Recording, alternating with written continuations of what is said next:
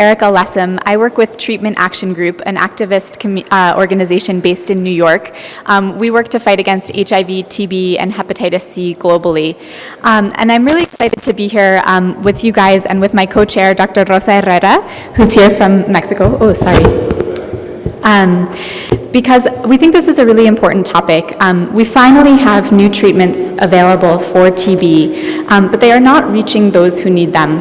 And I think we need to talk today about what some of the progress has been and what some of the obstacles that remain that we need to overcome are. And since we're already a little bit behind schedule, without further ado, I'm going to invite up Deepti Chavan. Deepti is a speaker from India. She has survived TB, and we're going to hear a lot about her story and her difficulties with TB. And I think we're really privileged to have her here all the way from India. She's traveled a long way and is not feeling very well today, so she might have to leave quite soon after her talk, but it's a real privilege to have her here. Thank you, Deepti, for making the long journey, for being so willing to tell us your story, and it's great to call you a fellow activist and friend. Thanks. Thank you so much. I'm an MDR TB survivor, and I took treatment for about 6 years, during which I lost my lung. I was resistant to most of the medicines, and doctor had to resort to surgery. I was given just 1% chance of survival, and most of the doctors in Bombay gave up on me, saying that I had 6 months to live, and asked my parents not to waste their time, money on me, and just let me die peacefully. However, I found Dr. Zarir Udwadia in Bombay, who was willing to take up my case, and finally he also told me that there is very little chance, but he took that chance and saved me. Today I work as a patient advocate and talk about patients' right and what should be doing for the patients, because TB is not just a physical disease, it's a mental disease too. Battling TB is not easy. When you are taking MDR TB treatment, most of you are doctors, so most of you know that we have to take 15-20 pills a day and injections for 6 months, and which is not easy. Most of us, when we are suffering from a viral infection, we are given 5 days antibiotic course, but still maybe I can ask you, how many of you complete that course of 5 to 7 days given by the doctors? None of you? Only 1, 2, 3? See, if we are finding it difficult to complete 3 to 5 days or 7 days course, imagine what a patient goes through taking those toxic medicines for 2 years, and in my case I took it for 6 years. Now that new drugs are available, why are we hesitating to use those drugs? Why can't we give the patients who are deserving of those drugs, give them those drugs?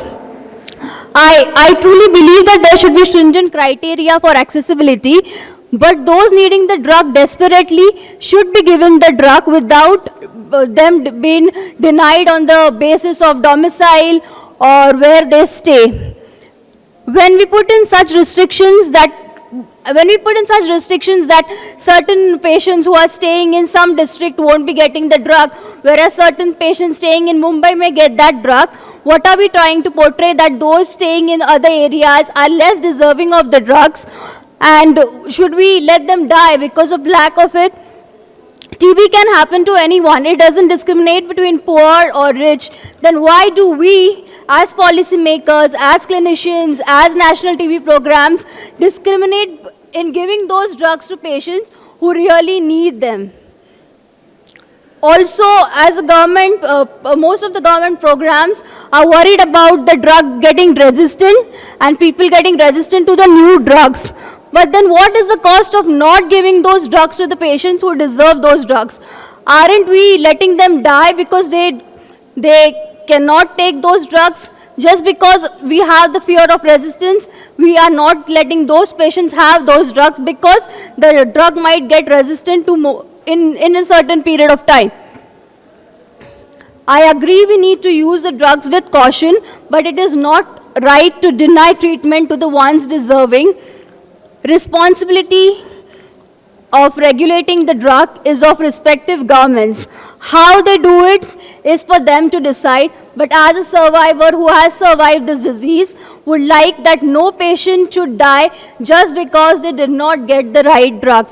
And I thank you all for what you're doing for TB, and please continue to do so. As patients, we really need you in this fight against TB. Thank you so much.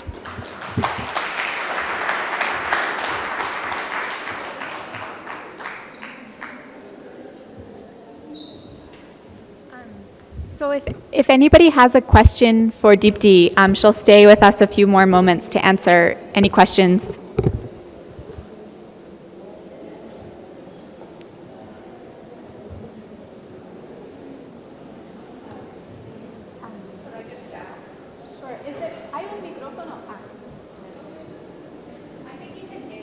Yes, yes.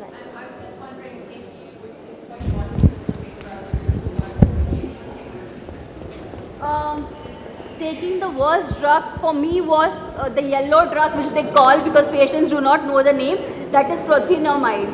I used to hate taking that drug. It used to make me vomit all the time. So that was the drug. And I have a question. Thanks, Deepti. Congratulations. You're a brave person. I just wanted to know what were the drugs which were given to you by the doctor who cured you.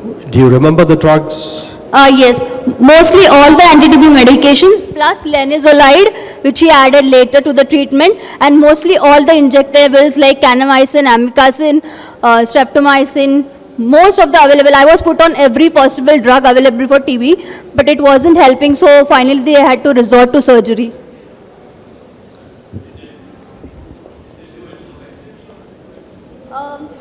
First, they did a lobectomy, and after 4 years, they had to remove the remaining lung as well, yes.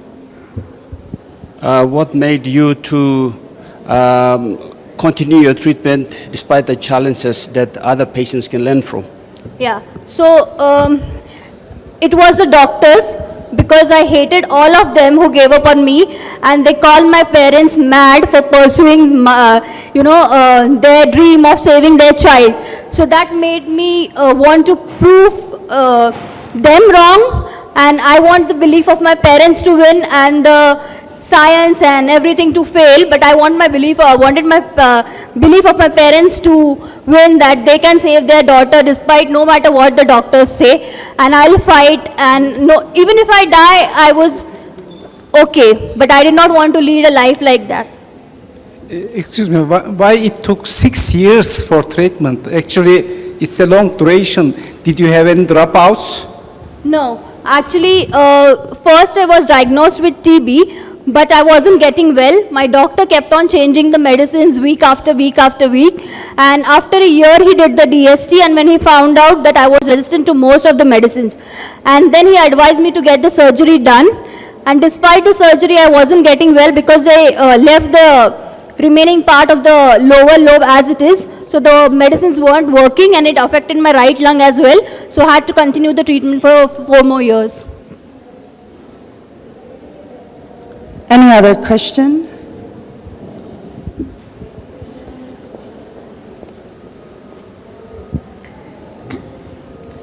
What has been the most difficult thing about having this disease for so many years?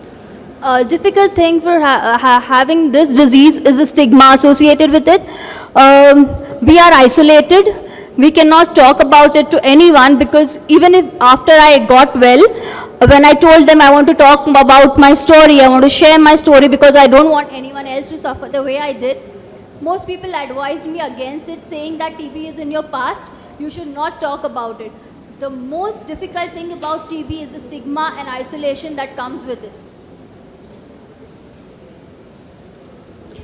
Any other one?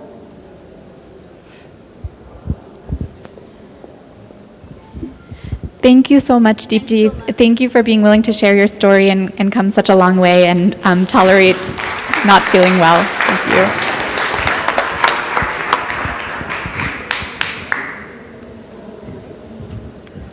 Good morning to everyone. My name is Rosa Herrera. I'm a medical doctor, also a TB survivor, a member of the TB CAB, which is the Community Advisory Board. And I have the honor to introduce you to Dr. Laniado. Dr. Rafael Laniado is one of the expertise in multi-drug resistant tuberculosis in the country. He is the lead of a drug resistant team in Baja California, also the president of the Green Light Committee, and he is also one of our biggest expertise, as I told you before. So bringing a good welcome.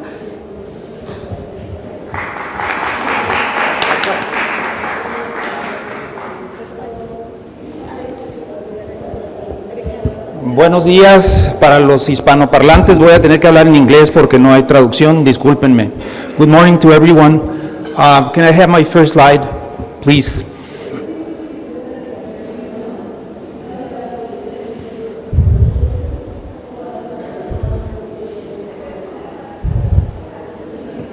Okay, the next slide, please.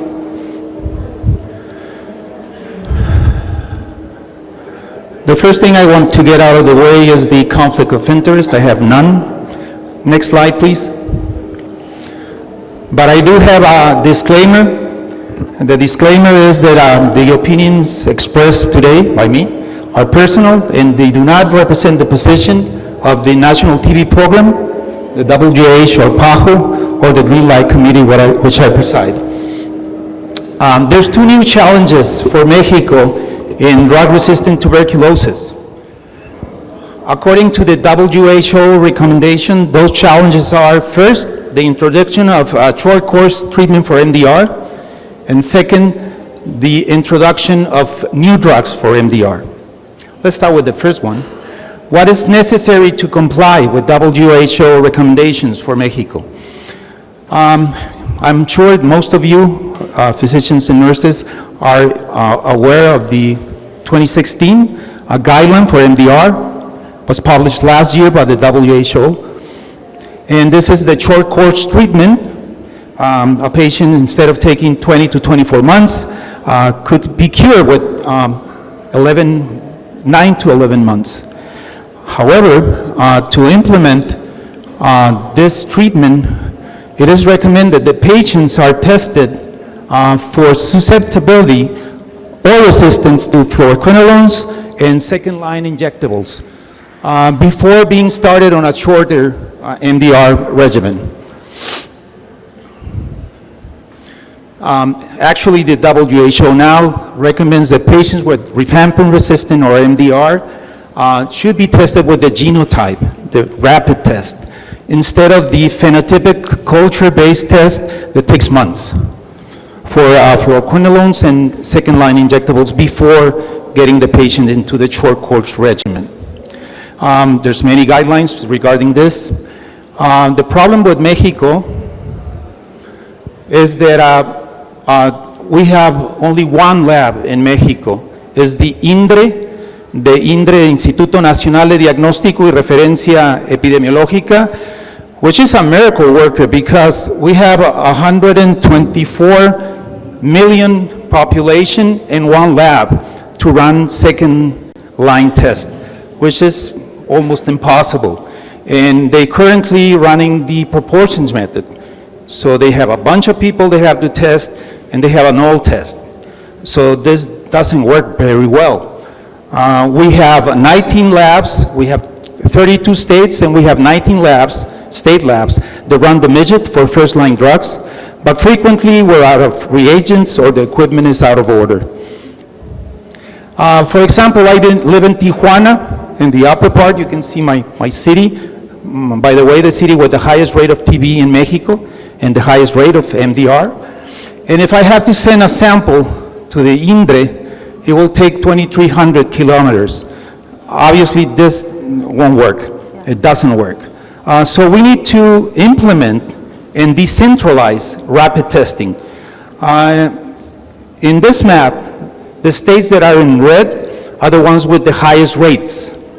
And it wouldn't be too difficult to implement and decentralize the states because, as you can see, most of them are localized in the east coast of the country and on the west coast. So you would need maybe 2 or 3 labs on each of the regions.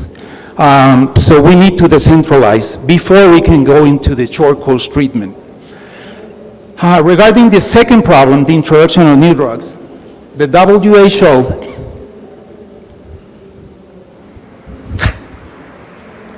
no, it's going back. Next slide, please. There's 4 drugs. 2 of them are new drugs, bedaquiline and delamide. And the other 2 are repurposed drugs, which are linezolid and clofazimine. We need the 4 of them. We have linezolid in the country, and we also have clofazimine, but in a very small amount. We have to decide which cases would benefit more, and that's not the way to work. Linezolid, if you go to any pharmacy right now with your prescription, each tablet will cost you $60. That's why we have linezolid, very limited amount. You're familiar with the new classification, and now the WHO has put the linezolid, next slide please. Adelante, por favor. Linezolid and clofazimine now in group C, core drugs. Before that, linezolid and clofazimine were for pre-XDR, XDR. Not anymore. They are for MDR. We don't need to save them for very ill patients. We can use them, but they're very good. And for D, we have bedaquiline and delamide. So we need those 4 drugs. The guidelines are quite old. 2013 for bedaquiline and 2014 for delamide. So it's been more than 3 years since the recommendation. On April 2015, USA launched a bedaquiline donation program. You are aware of it, for treatment of patients with drug-resistant tuberculosis. The program will provide 30,000 courses of bedaquiline in more than 100 countries for a period of 4 years. Obviously, there's been very helpful addition to the country programs because they can treat patients with MDR with a higher probability of success. However, the introduction of new agents in Latin America has been virtually nil. If you take away Peru, who has treated about 140 to 150 patients with bedaquiline, the rest of the country is almost zero.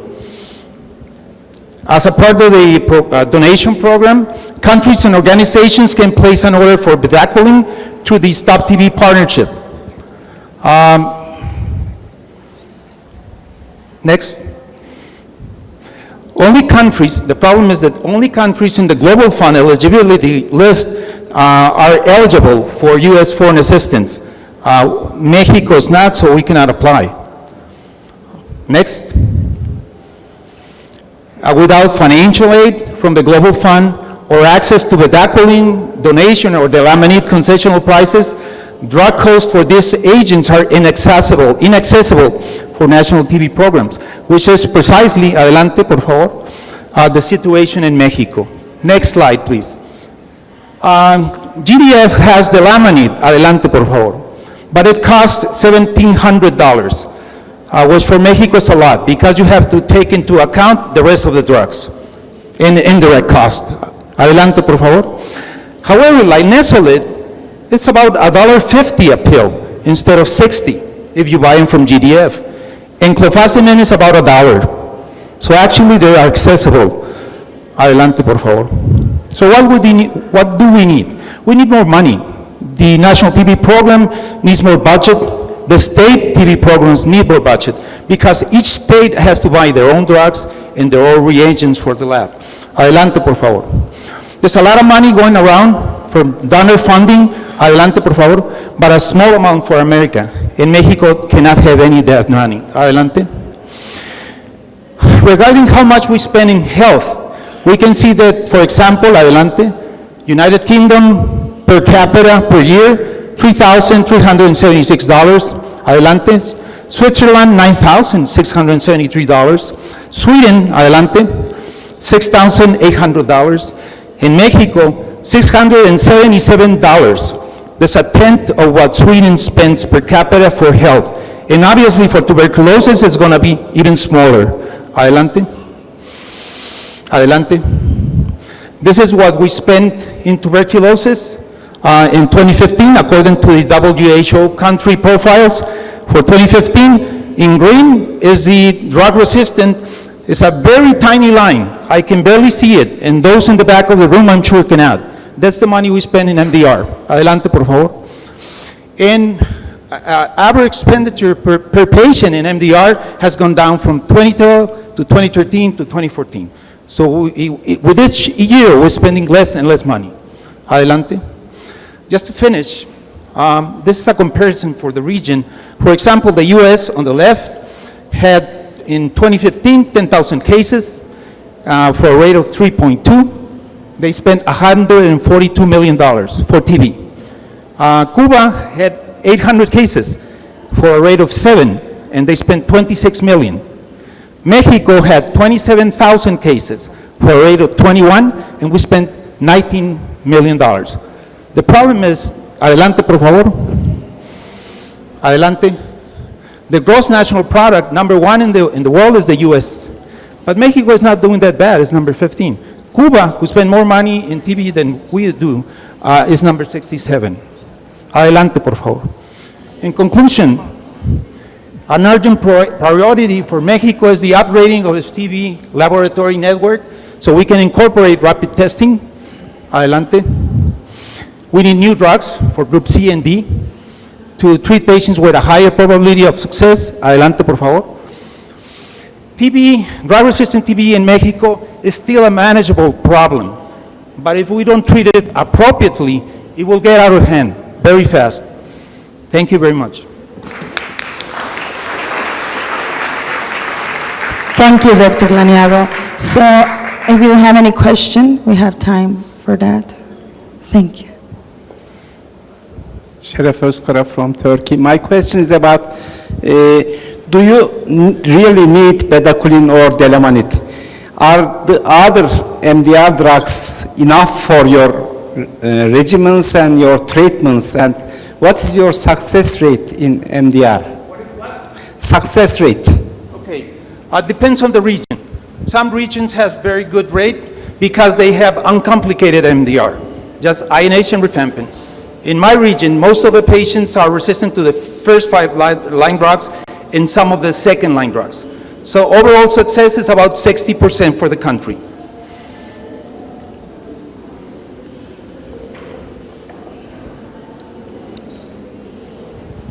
Hi. For you, MDR cases, have you considered to use the shorter regimen where you don't need the newer drugs and neither linezolid?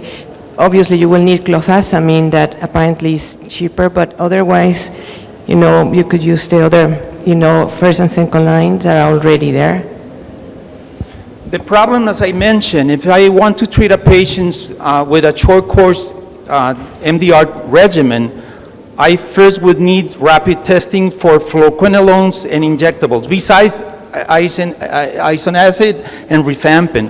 I do not have those tests very quickly. I would have to send to Mexico City, and INDRE will run a proportion method for fluoroquinolones and injectables. And now they're doing the midget, but it's still, for second line, it takes a few weeks. So we're not ready still to start a short course regimen until we get the lab. Havad, thank you for the presentation. Why is INDRE still using proportional method on solid media? I mean, they could have been using liquid media and cutting in half the turnaround time. And then the other thing is there are line probe assays that could be readily made available either at INDRE or decentralized. I fully agree with your assessment of the need to decentralize these services, but why are we still using this technology at the reference lab in Mexico? Well, actually, they're now running the midget also, but it still takes a few weeks, and you have to send the sample for 1,300 kilometers, 2,300 kilometers.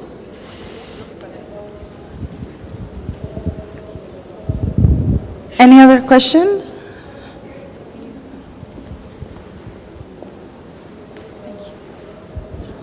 Thank you very much your presentation. I am from Istanbul. I really wonder of the rate of XDR-TB, your number. Okay. And if there is access the rapid test very high, Okay. you know. Fortunately, we have a very few number of XDR patients yet, but most of the states are still treating patients for MDR just with the first-line results. They should be sending the samples to INDRE, but logistically is the problem. So we don't know if those MDR we're treating with the conventional MDR regimen have resistance to quinolones or injectables. We're praying they're not, so they could be cured. So actually, we have to go from first base to second base. We need the lab first and then start with the treatment. If we go into the short course treatment right now without the lab, we're going to mess everything up. Thank you for such a wonderful presentation. I was here about 2-3 weeks ago, and in the international training or course or conference that happened in Mexico City, and one of the things that I came across is that actually while the TB program itself is doing actually quite well from treatment success rate, when you look at the group of the HIV positive patients, the outcomes are completely different and they are very bad.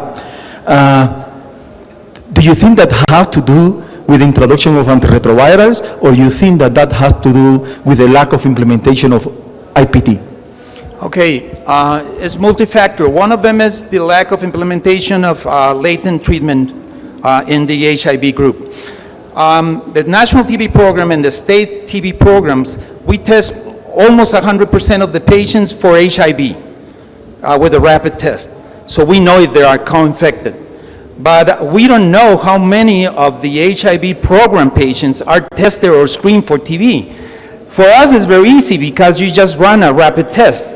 For them, it's a little more tricky. But the number of patients from the HIV program who are under treatment for latent TB is not 100%.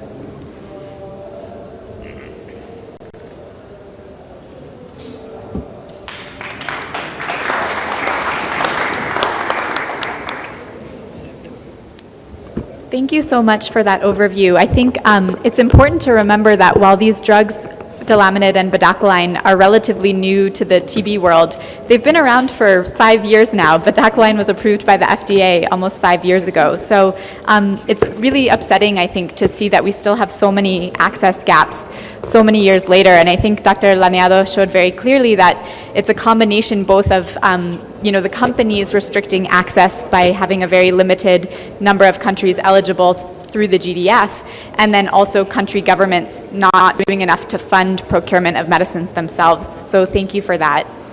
I'd like to introduce Dr. Randy Moke. Dr. Moke is a TB specialist who is currently working with the National TB Program in Papua New Guinea. He's come a very long way to be here with us today. He spent several years working as the provincial health physician in the western province of Papua New Guinea during the time of an MDR outbreak in Daru Island, which is still going on. He is now working with the Central TB Program in the country and is overseeing aspects of patient care, including the use of newer drugs and shortened regimens for the treatment of MDR TB. Thank you, Dr. Moke, for being here.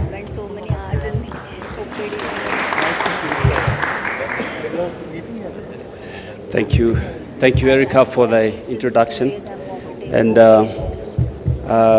from the outset, I would like to thank Erica, the Treatment Action Group, and Partners in Health for allowing us to come to this important conference. And I'd like to thank them for helping us in this. Now, I'll be presenting on the surmounting barriers to use of the newer drugs in outbreak settings and the lessons we have learned. I have no conflict of interest in this presentation.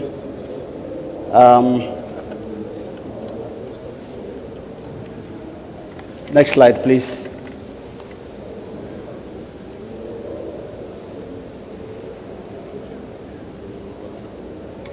So this is the outline of my presentation. I will present of the TB situation in the country, and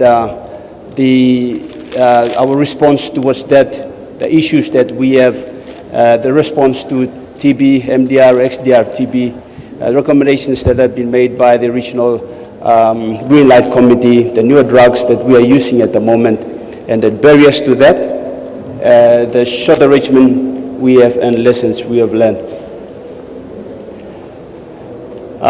PNG is a small island nation with a lot of islands.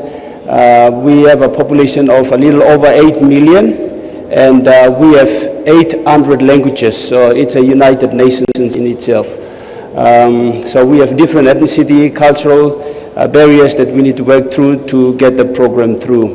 And we have 2 epicenters in the country, one in the capital city, Port Moresby. Next, please.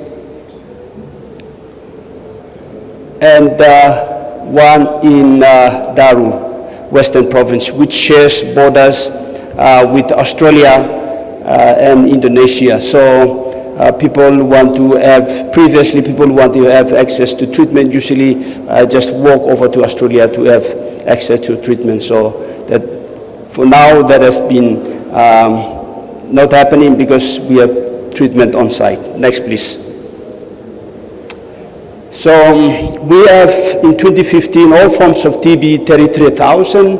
Out of there, about 10% that have died. Most of our TB is found in economically viable reproductive age group, and children are also affected, 26%, and most of those are in the urban poor, 70%. And we have one of the highest in the globally, as well as in the Western Pacific in terms of incidences. And that is reflected here. We have MDR TB, TB HIV, I incidences as shown here as well. Now, the recent study done in between the years 2012 and 2014, we have seen in 4 provinces of the 22 provinces in the country, where it covered 26% of the population, we have seen that we have, among the new cases, we have 2.7% of MDR TB, and among the retreatment cases, we have 19.1%. But among the rifampicin resistance, the rates are much higher, whereby we have 3.4% in the new cases and 24.6% in the retreatment cases. Next, please. But in the study, there was no XDR-TB found. In the 2 major epicenters in the national capital, Port Moresby and Daru, they contribute to 70% of the MDR-TB cases in the country. Next, please. And our success rates are just a little up above 52% in 2014 cohort. Next, please. We have the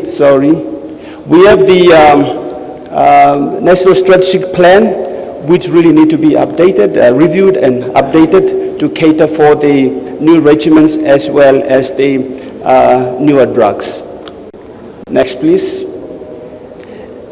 And it has been, next please, it has been a concern both locally and internationally that there has to be an action, immediate action taken where declaration of emergency in the hotspots, particularly in the 2 centers. Next, please. And the government has committed itself to ensure that a national emergency task force was established, and that was from the Prime Minister, which now we have an emergency technical response team at the national level to address this. Next, please.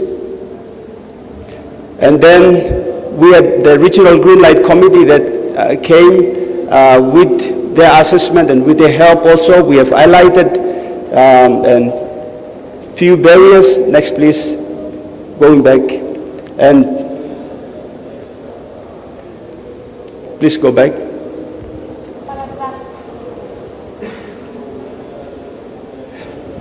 Human resource. We have issues with human resource at all levels, which had to be addressed in both leadership and technical, clinical at the programmatic level as well. Next,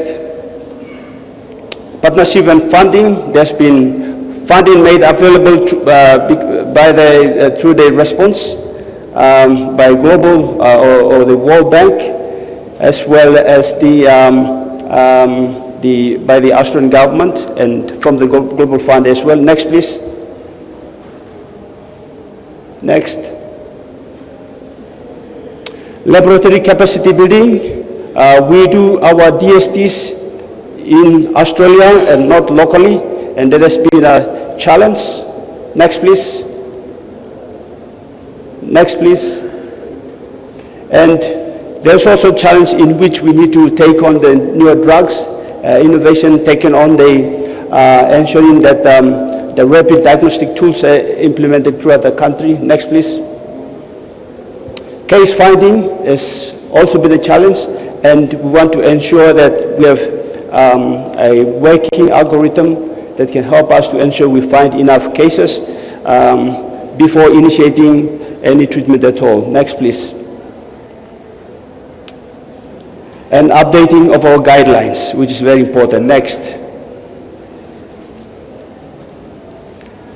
TB infection control. We have some of our staff that have had XDR TB as well, and it's very important to ensure that we have TB infection control. Next, please. As well as the drug management. We want to ensure the bedaquiline is registered as one of the products in the country as well. Next, please.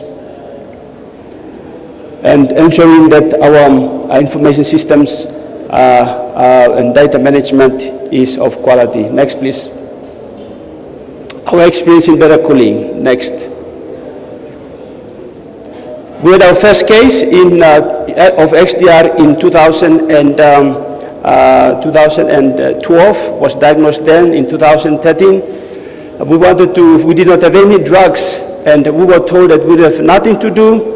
You just have to treat this patient with sweet potato, banana, and taro. So we didn't have much to do. And we just had to pray that we will find help somewhere. Next, please. So it was a death sentence. And this was a young family, a young guy with a young family. We prayed that we were able to find answers somewhere. And eventually we were able to present our case at the technical advisory group. Through the compassionate use, we were able to have access to bedaquiline.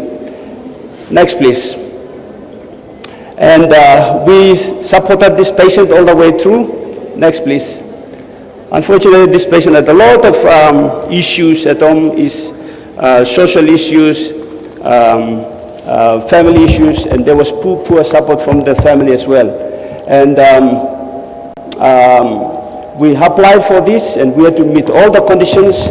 It was a rural hospital, and we did not have ECG machine or no appropriate laboratory backup. We did not have culture, DST facilities to monitor this case, X-ray facilities. So it was quite difficult, and we had to meet all these conditions before we had to have access to the medicine. And eventually we did have access to the medicine through the compassionate use, and this was the regimen this patient was on. So you can see linezolid in there as well. And this was supported by the Australian government, and it cost $250,000 US to buy this drug. Next, please. And we successfully treated this patient in 2015, and that was a success story. So, which banana, cocoa, and taro could not do, the newer drug did. Next, please. And so far, we have 65 drug-resistant TB cases ever been started on bedaquiline at this stage as I am speaking. And from MDR-TB, pre-XDR-TB, and XDR-TB. Next, please. And these are the criteria on why we started on treatment. We had 7 patients that were on off-label use, meaning that bedaquiline has been given for more than 6 months, up to 12 months, and they have actually successfully gone through the treatment. Next, please.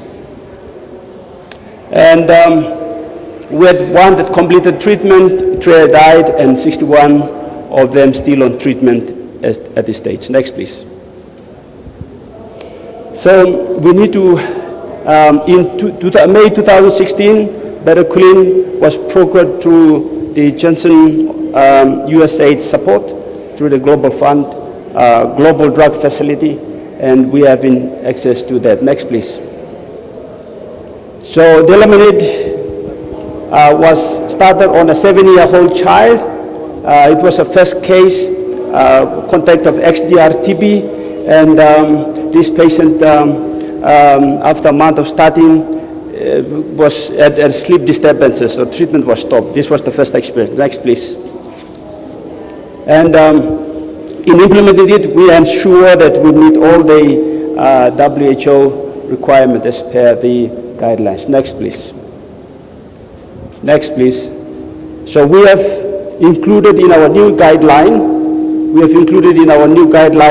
the newer drugs and a shorter regimen in our new guideline. Next, please. So we had also a difficult case of XDR-TB that defaulted twice on bedaquiline, got imprisoned twice, he had issues, this was a very difficult case. And we restarted on treatment.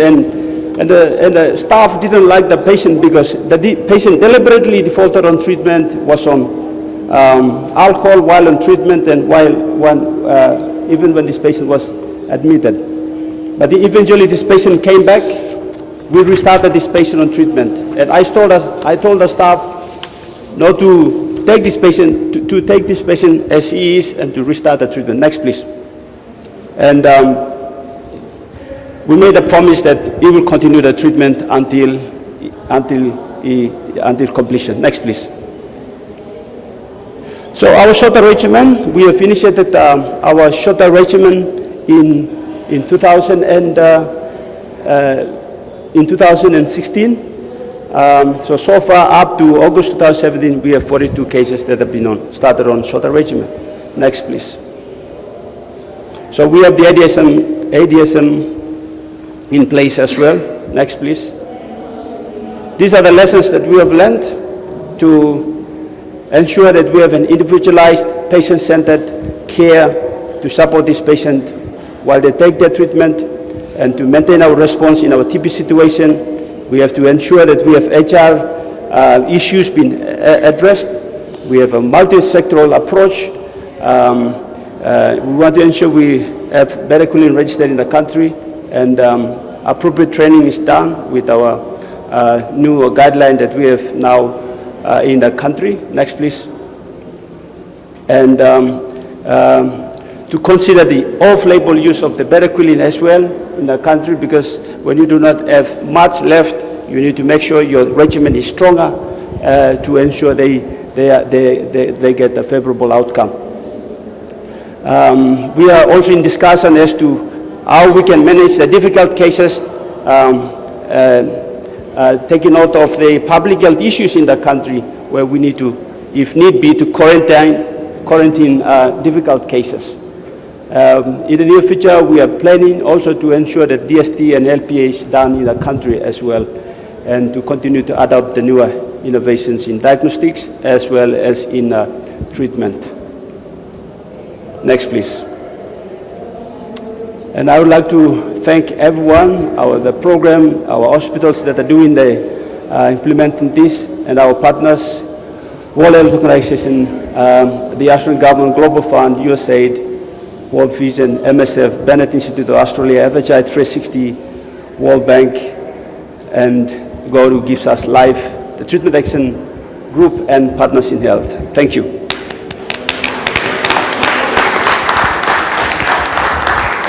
Thank you so much, Dr. Moke. I think it's great to see the example of how to introduce bedaquiline and delaminid in the challenging setting in which you work.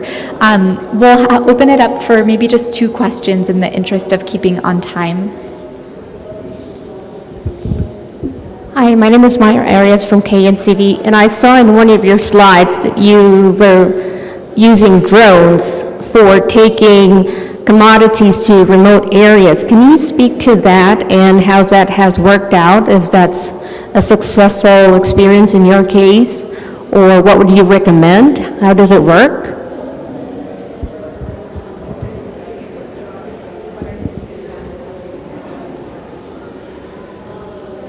That's one of the innovations we want to take on board. They tried out once, and it did not go that far because of the difficulties in the terrain and all that. So that's still in proportion, and MSF is taking on board that to see how best that can be done. It will deliver like sputum results to places where that's difficult to access, particularly when you have big rivers flowing and all that.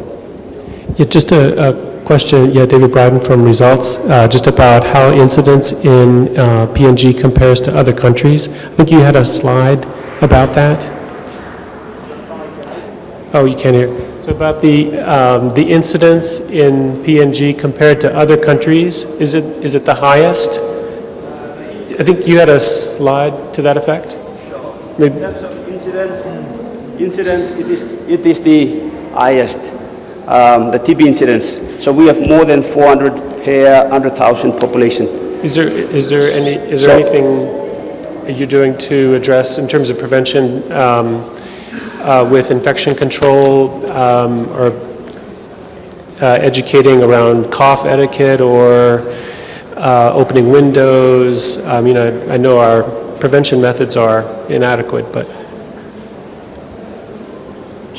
sure. You mean Did you hear the question? The question was if there are infection control or awareness for patients about how to try to help prevent the spread. I think we can talk about the issues So these 2 various centers that I've shown, these are the main centers, and as I've said, this is mainly the urban poor settings where there is overcrowding, where there is also malnutrition. So we have like 22 people living in a 2-bedroom house. So that's the kind of situation that it's on an island where you have 20,000 population. So those are the things. So that has been addressed where we have ongoing awareness. And so our partners also helping to do the cough etiquette, ongoing awareness, coming early for testing and all that. So I think that has been addressed, and it's an ongoing thing at the moment.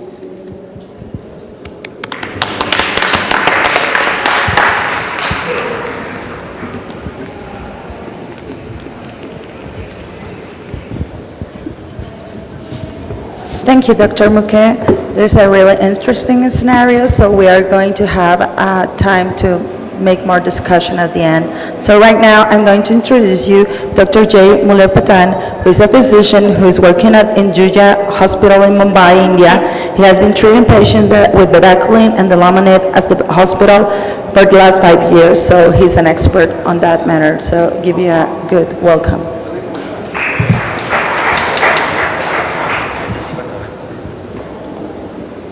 So good morning everyone, thank you for having me here. I'll be discussing upon barriers to wider scale up of bedaquiline in India.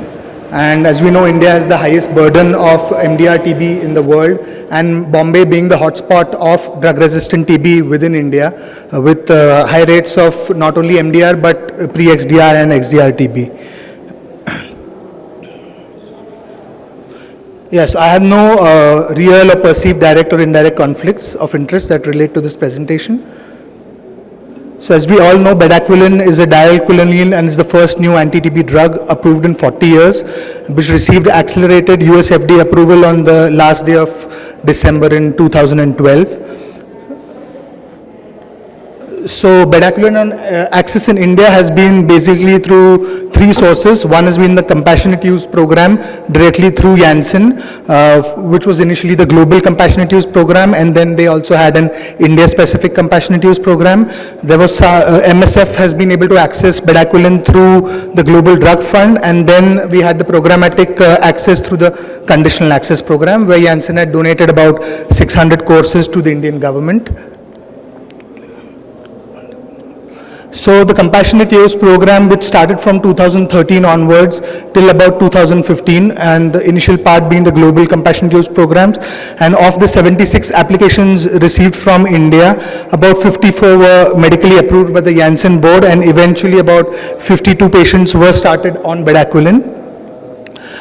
From August 2016 onwards, we had the India-specific CUP until recently, and there too about 52 applications received, and 40 were approved, of which only 32 were started, and 8 patients are still in process with the bureaucracy, etc. We've got this through personal communication with Janssen.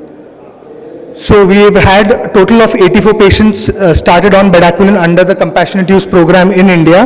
Of these, 40 have been at a single center, that's our center at Hinduja, and the rest of the country has availed of only 44 courses of bedaquiline through the compassionate use program. So Global Drug Fund has supplied about 40 patients at MSF for bedaquiline. And then we had the conditional access program, which was launched in September 2015, about 6 centers in 5 cities with an aim of total of 600 courses of bedaquiline. It was a restrictive program, which in the sense that it required at least 3 documented susceptible drugs. So it was not likely susceptible drugs, but you actually needed to have a DST showing that these drugs worked in a background regimen, and the patient had to be within a certain geographical radius of the drug-resistant TB center, and as a result, this made a large number of drug-resistant TB patients automatically ineligible to receive the drugs. So a total of only 567 patients have received bedaquiline so far as up to September 2017 through the conditional access program. So we haven't even been able to utilize the total 600. And the main reason for this hyper-restrictive policy was to avoid indiscriminate use and development of additional resistance to bedaquiline. But is this logic sustainable? So we had this elegant paper by Kenkel, Furin and Cohen about the population implications of the use of bedaquiline in patients with extensively drug-resistant TB, and are fears of resistance justified.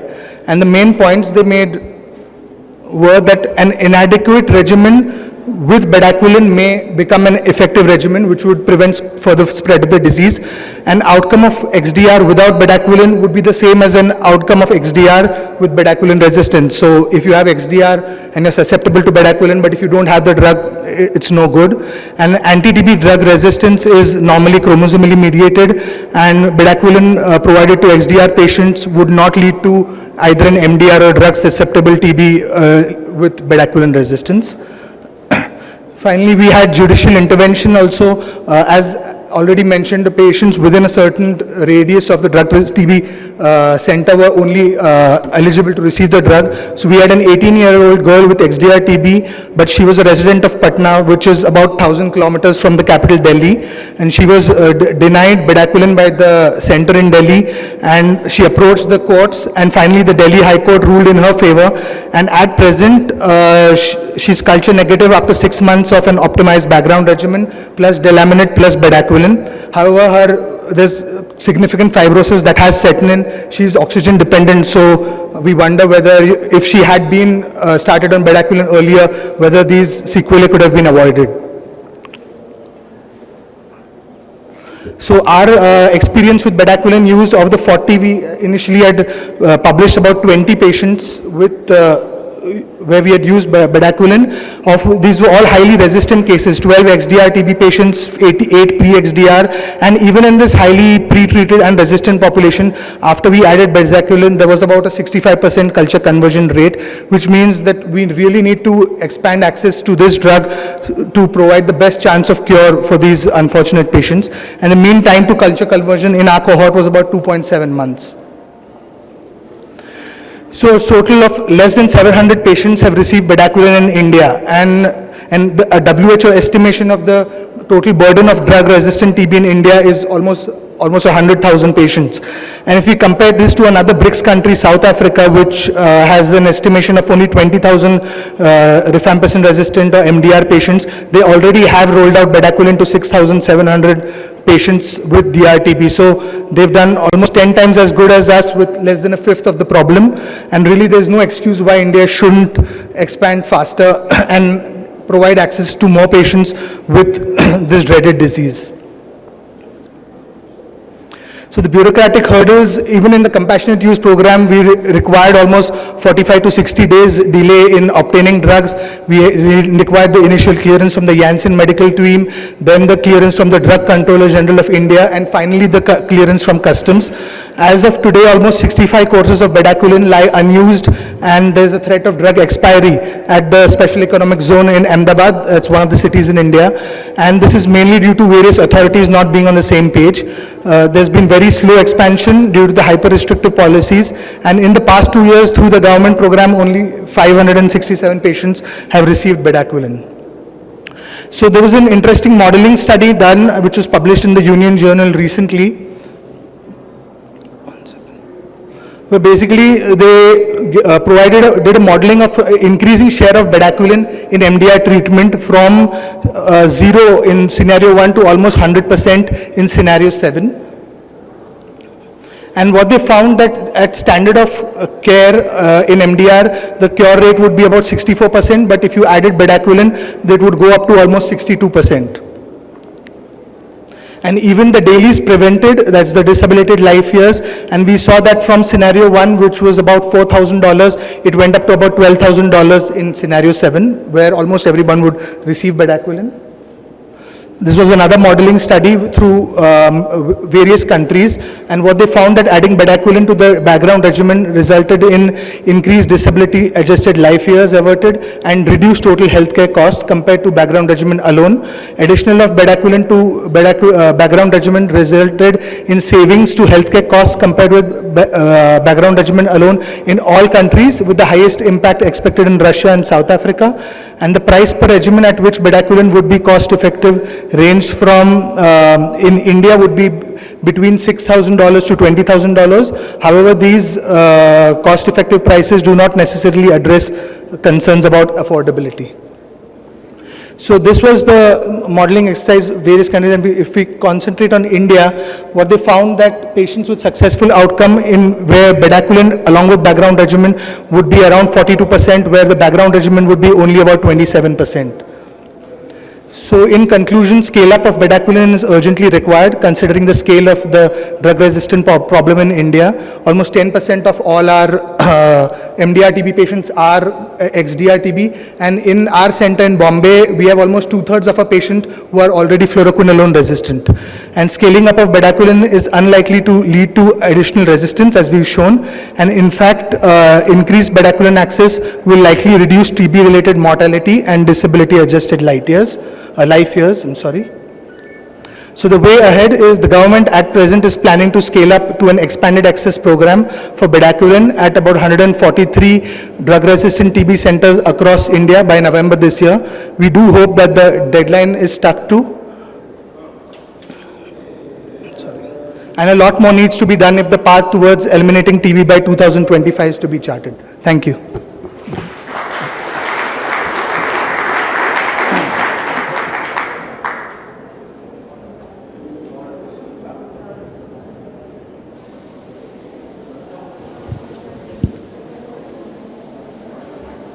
So thank you so much for setting this stage and let us know your experience. If you have any question, it's a good time.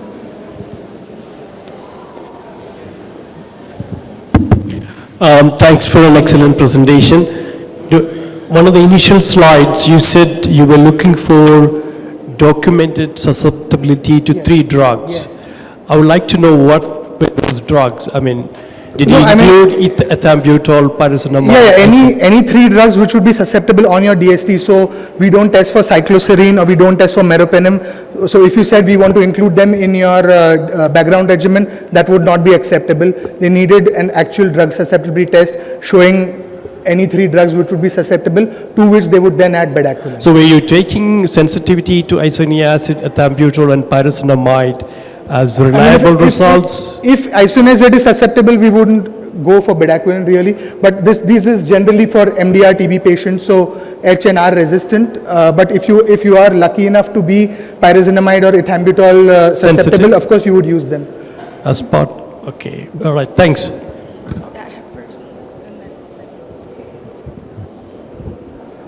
Thank you very much. I commend you for the work you're doing.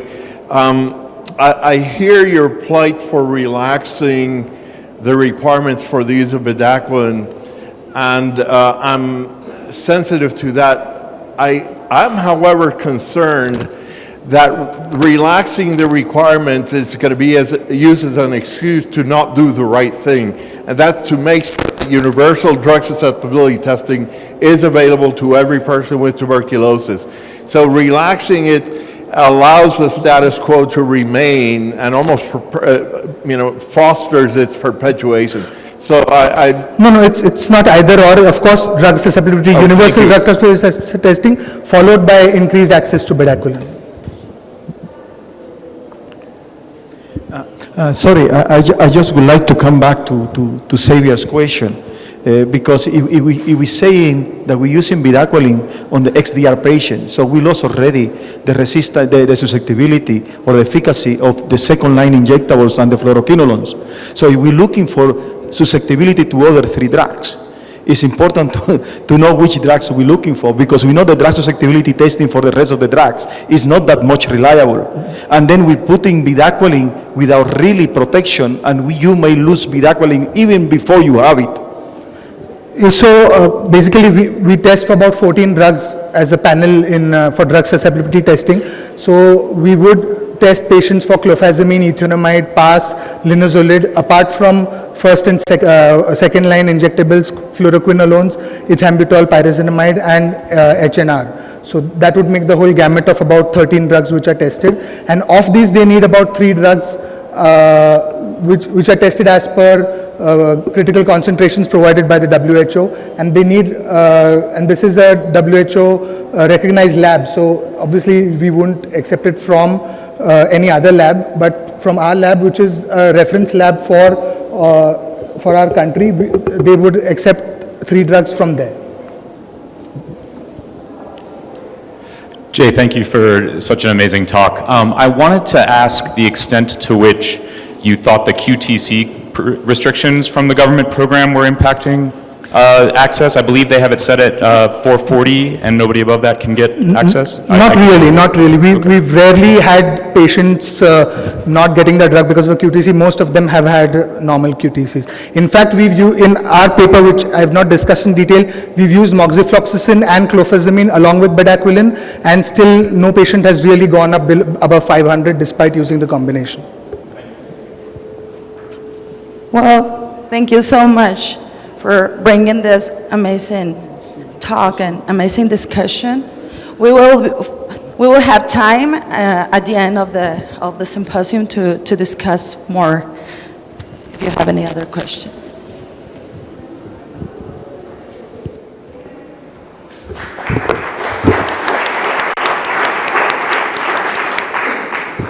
Thank you so much. That was a really excellent presentation, and I think it was really important to highlight some of the access barriers in India. There are so many patients in need, and to have to be throwing out expired stock is really a crime. And I think, certainly there are a lot of concerns about making sure there's the right drug susceptibility testing and that those results are reliable. But I just want to point out that Hinduja Hospital actually has one of the most sophisticated labs in all of India. They were the first institution to be using bedaquiline in all of India under compassionate use, and somehow they still are not able to have access to the drug outside of compassionate use on a named patient basis. So I think that really clearly illustrates that the government is not doing enough to scale up access either in the private sector or reputable private sector partners. So thank you. I'm very excited to introduce the next speaker, a personal hero of mine, Dr. Deborah Vambe. She is the current PMDT focal person working in the National TB and Leprosy Program in Swaziland.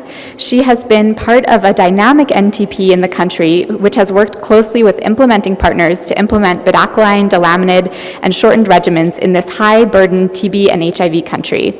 She has the unique perspective of an NTP manager who has been rolling out multiple novel interventions at the same time in a successful manner, and will share her integrated perspective with the audience. So please come up, Dr. Vambe.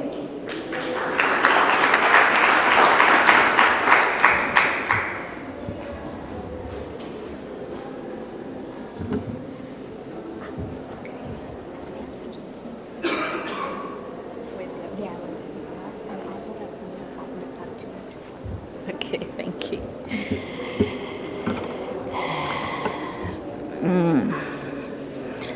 Is it good afternoon now? Or still morning? It's still morning, okay. Good morning, everyone. I'm Dr. Deborah. My surname is Vambe. So I'm going to be presenting on how we've implemented all the innovations, bedaquiline, delaminid, as well as the shorter MDR regimen. Please, can you change?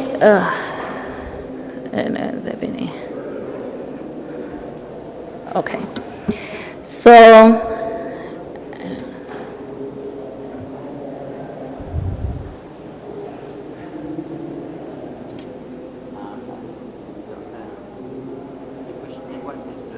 yeah.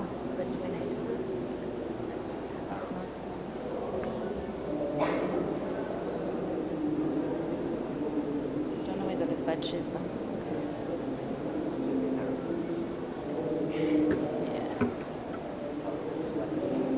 Okay, maybe change for me. Okay.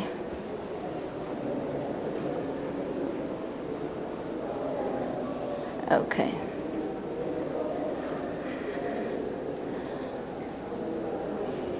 All right. So I don't have any conflict of interest. Next slide.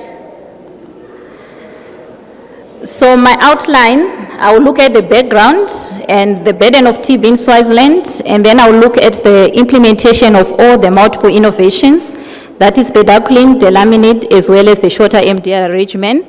I'll look at the challenges that we have faced and how we overcame them. Then I'll just give you a brief on our results as well as the lessons learned, and I'll conclude. So for those who don't know Swaziland, it's a landlocked country, and it shares borders with South Africa as well as Mozambique. It has a population of about 1.2 million, and we have 4 administrative regions. Our HIV prevalence is around 27%, with an incidence of about 1.4. Our TB co-infection has dropped from 80% in 2012 to about 70% in 2016. When you look at the DRTB HIV co-infection, it's slightly above at about 79% as of last year.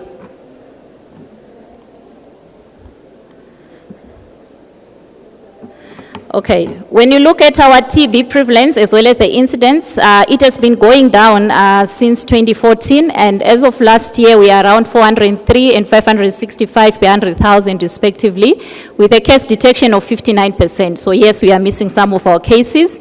Then according to the drug resistance survey that was done in 2009 and 2010, our MDR TB prevalence was around 7.7% among new cases, and 33.9% among previously treated cases. So if you have seen the slide that one of our colleagues was showing, you can see that we have the highest burden. But in terms of proportion, but when it's numbers, I think they are minimal. You have seen our population.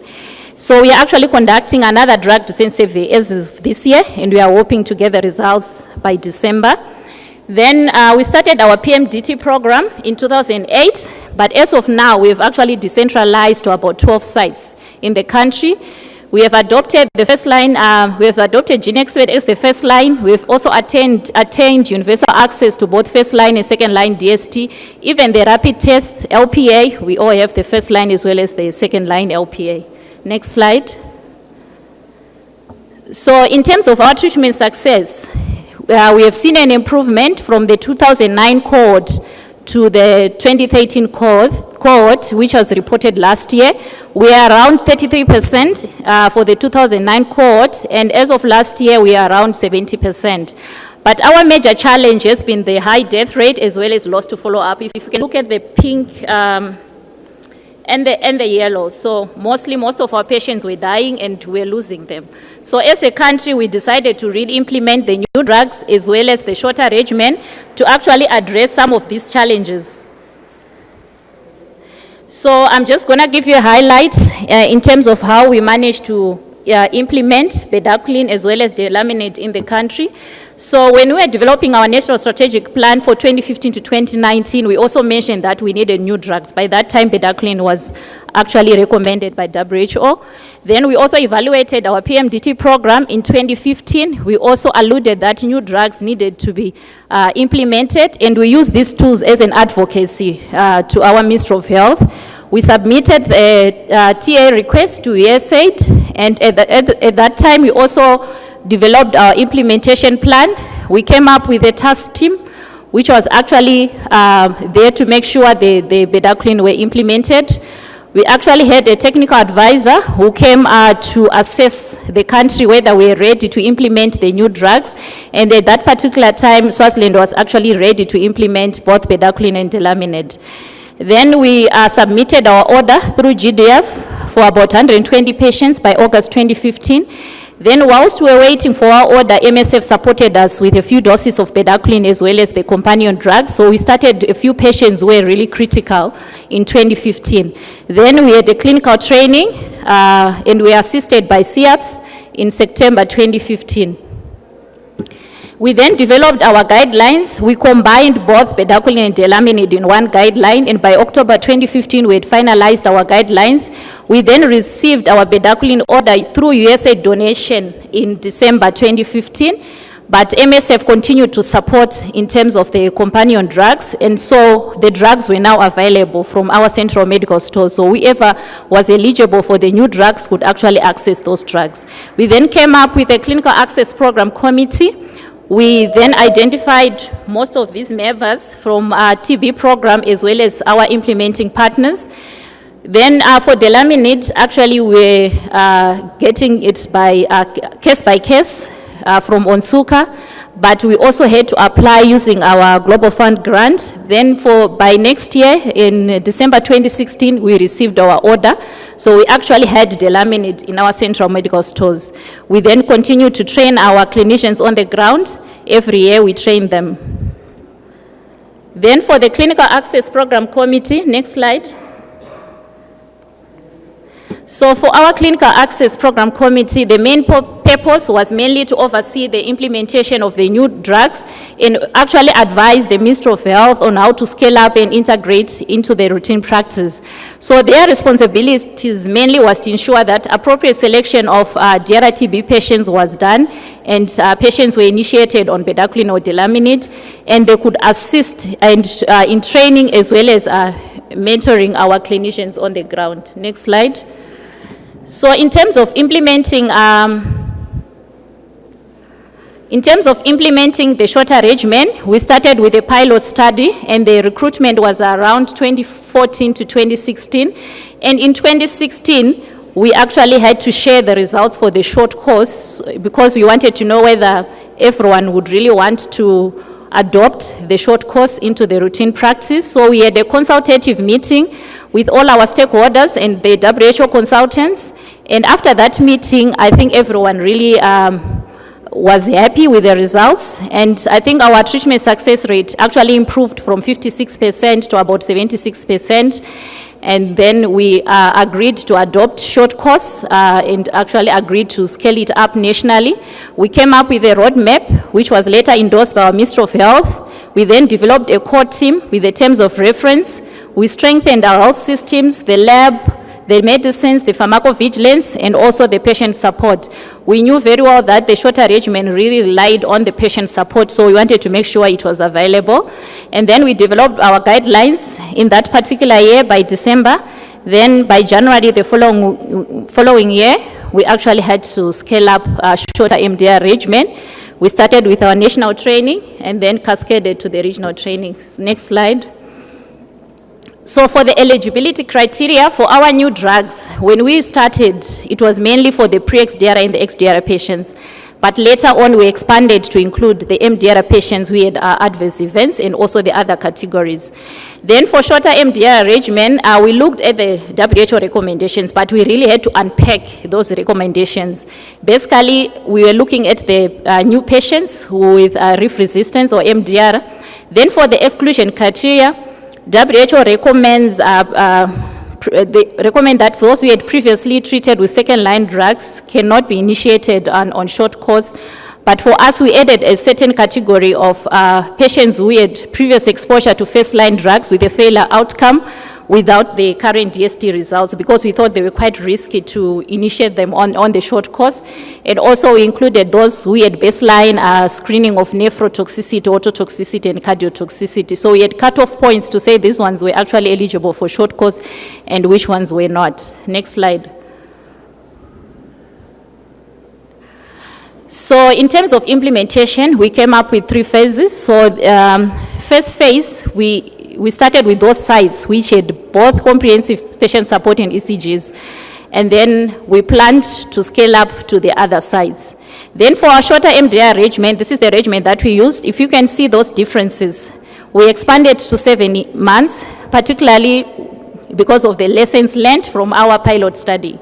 We were getting results for the 6 month in the 7 month, the culture results. So that's why we expanded. But actually, when we're looking at the total duration of treatment, it's still 9 to 12 months anyway. So we also expanded prothionamide into the continuation phase, mainly because of that. And then for our bedaquiline, this is the regimen that we have been using. And some of the patients we even expanded to about 1 year, but the total duration was 24 months. Next slide. And then for the sites that initiated all those multiple innovations were only 4 sites. So if you can look at the map, those 4 sites are in 2 regions. So we had to come up with a model to make sure all these patients who are in other regions, we actually had access to both new drugs as well as the short course. Next slide. So this is the model that we came up with for the new drug. So basically, if we're in a non-initiating site, you would refer the patient to an initiating site. They'll fill in a form which was developed by the committee as well as the clinicians. They send it to the PMDT focal person, who then forwards to the committee. They review the case, they recommend the regimen, they also come up with a treatment plan to support the clinicians on the ground, and that summary is sent back to the clinicians, and they use that to actually get the drugs from central medical stores. Next slide. For a shorter regimen, we use the same model with a few modifications, because for shorter regimen, if ever a patient is eligible, you initiate. The only patients which were forwarded to the committee were those who developed adverse events or amplified resistance and needed new drugs. Next slide. So our challenges mainly was that implementation was actually limited to these 4 sites, in as much we wanted to expand to 12 sites, mainly because we didn't have ECGs as well as patient support in some of these regions. But what we did is we had to advocate for patient support and these ECGs using the available data in the country as well as the WHO recommendations. So we applied for Global Fund and we managed to roll out our patient support to all our sites as of last year. And we also received ECGs for all our sites as of, not last year, last month. So we now have, and we are hoping by end of this year, we would have scaled up to all our sites. And at that particular time, we had to set up an expert meeting so that we could share all the progress from all the sites that we're initiating.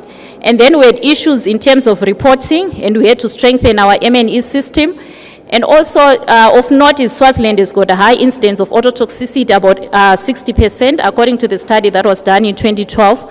So we had to make sure that when we developed our guidelines, we really had to stipulate what needs to be done if ever the patient had ototoxicity. We came up with even treatment algorithm. We procured Kudu webs, these are the audiometry machines, which we decentralize to all our TB sites. Next slide. So the results are about 225 patients cumulatively have been initiated on new drugs, of which 58%, majority are actually MDR patients with side effects, in as much as we started with pre-XDR as well as the XDR, and 5% are other patients in the other categories, and majority of our patients are on bedaquiline, mainly because anyway we had bedaquiline first and then delaminate followed, and then a few are on both bedaquiline and delaminate. And then for our shorter regimen, since we started with a study, we enrolled about 249 patients, and of those, 120 are HIV positive, because our main target was more on the HIV co-infected to see what will be their results. Then out of study, we have initiated about 50 patients. So conversions have been so good.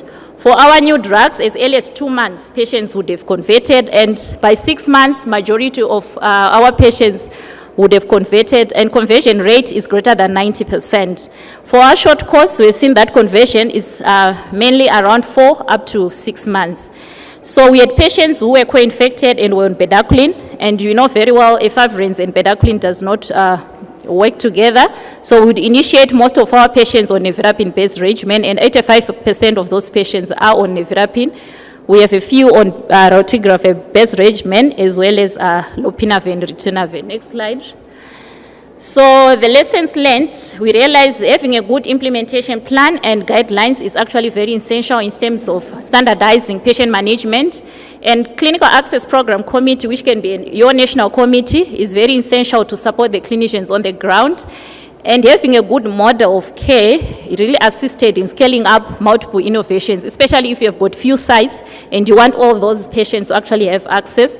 You can actually make sure you have a good model. Then also you should have like expert meetings to make sure you share your results with other non-initiating sites. And also having new drugs, when we implemented the shorter regimen, was very useful, because those patients who failed the short course were able to be initiated on an effective regimen. So in conclusion, effective coordination of national implementation really relied on adopting an inclusive process, where you have to adapt the WHO guidelines, and you have to make sure the Ministry of Health as well as your clinicians are on board, and also you need to establish strong systems for oversight, monitoring and evaluation.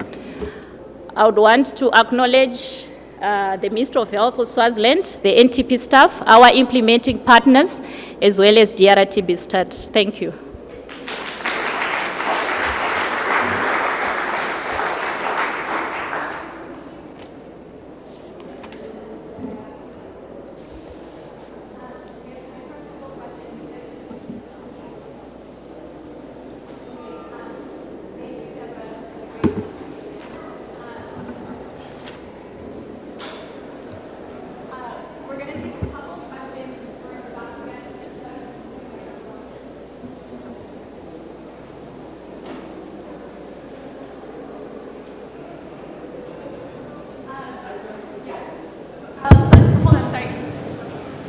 Thank you for such a wonderful presentation. I have actually 2 questions. One of them is more probably a comment than really a question. I see you have ready available in the country bedaquiline and delaminate. Taking in consideration March 2016, March 2017, the new cash release from WHO, where literally saying that all those patients that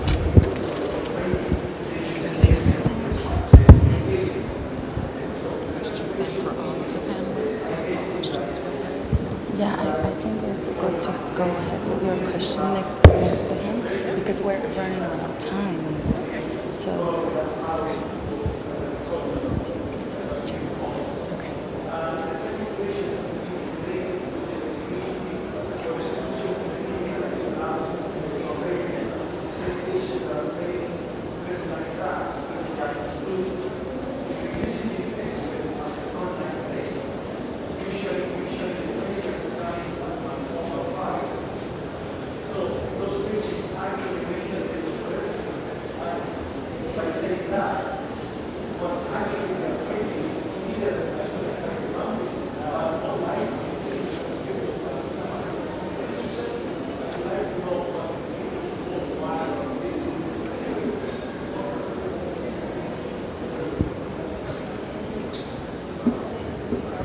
very much for the question. So I'll start with the first one, where you commented that it looks like we have only 2 regimens, that is the shorter regimen as well as the new drugs.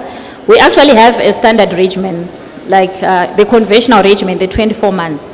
So for those patients who can't qualify the shorter regimen, they actually implemented on the conventional one.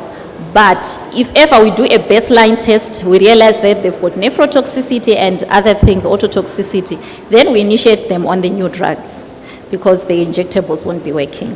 So I just highlighted those 2 because my presentation was, okay, thank you. Then also another question was for those patients that were excluded and they had previous exposure to first-line drugs. So I'm looking at a patient where you did a gene expect and the rifampicin was susceptible. So in course, maybe it's INH monoresistance. So this patient will continue if you don't follow up on your DST results. And then maybe in the month 4, month 5, there can be revision, okay? Or that's when you get your results and say, oh, DST baseline with INH monoresistance. But by that time, we are thinking we are giving rifampicin monotherapy. So most probably, this patient might be MDR, not knowing, or might be anything else we are not sure. So we are saying instead of using the baseline DST that was done 4 months ago, it would be good to have the current DST for you to be sure that it's an MDR proper or what is it exactly. So we would say either you do an LPA or you do your phenotypic DST and wait for results. But if you can't do all that, the safest thing is to actually initiate this patient on a conventional regimen. I think that was the rationale.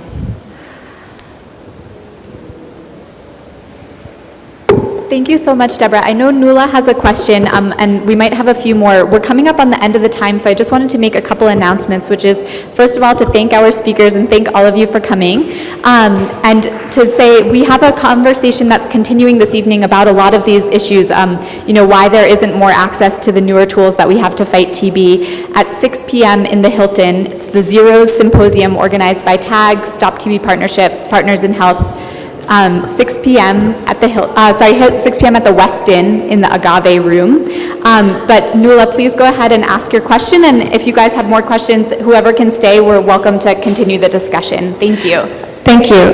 Nuala Moore with American Thoracic Society. A relatively simple question, but aimed at all of the panelists, which is just that, so now that you've gone through, these processes, and, some of you have really good research studies, showing, how access to bedaquiline and delamidid really improves patient outcomes. So are you optimistic that access for patients will really improve over the next year or so? Or do you think it's going to take a lot longer than that and a lot more work? And realizing that, the countries are in different situations. Thanks.